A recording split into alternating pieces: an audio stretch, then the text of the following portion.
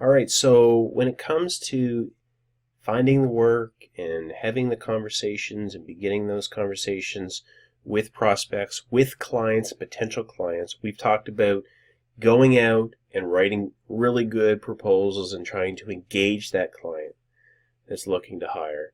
Then having the first meeting and building some rapport and really getting them talking about their business and understanding, so you get a better understanding of what it is they do and what they want to do with this particular project. And now you're at a presentation stage where you can come back to them, assuming you didn't close it during the first meeting. You come back to them with a presentation. You say, I thought a lot about your project, and here's what I wanted to show you. Here's what I'm thinking. I know I don't know everything yet, but here's my initial thoughts. And this is what I call the presentation. And so what you want to do is prepare an agenda to follow. So just like I'm showing you up on the screen here, a very simple PowerPoint with a few bullet items, it can be as simple as that. I believe if you can, you want to do like a screen sharing, use a screen sharing software so you can really control the visuals of the presentation. If you're totally not comfortable with that, then you can send them an email with the documents before the meeting or share it through the freelance site like Upwork that you're working on. That's fine. I prefer a screen share because I can point to things and I can point out things and I can make sure that he's looking at what I want him, he or she, the client, prospective client is looking at what I want them to look at, and they don't get to see everything until I lay it out in front of them. But that's my preference.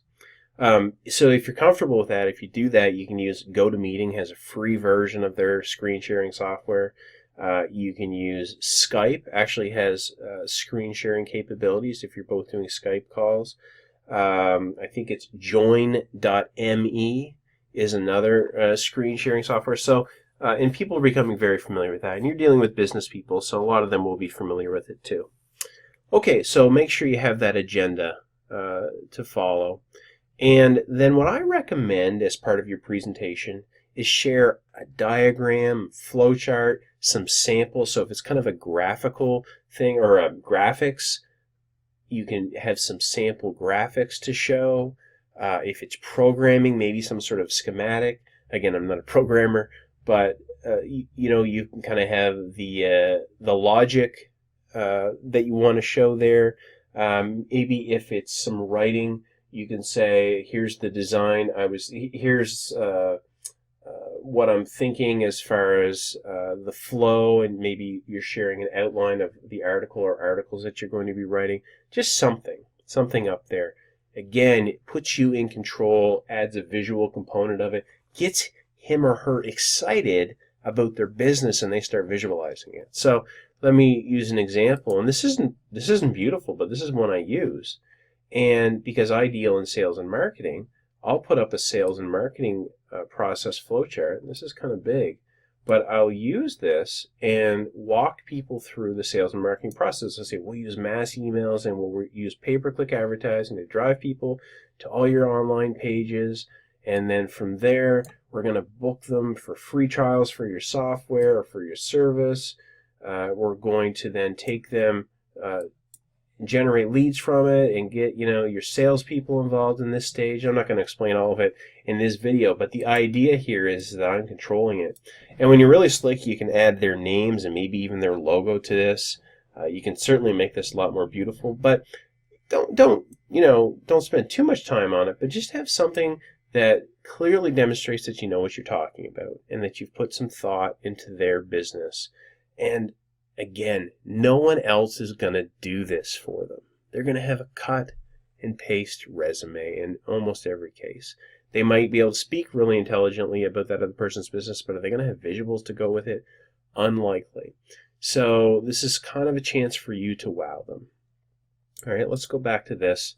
And, walk your prospect through whatever it is you have. If it's a couple logos, talk through why you're designing the logo the way you are. They may not even like the logo, the quick little logo that you did up, but just walk them through the shading, walk them through the border colors, whatever it is. I don't obviously know much about logos, but You know what I mean? Talk it through so you're really demonstrating your expertise instead of telling them that you're good at something.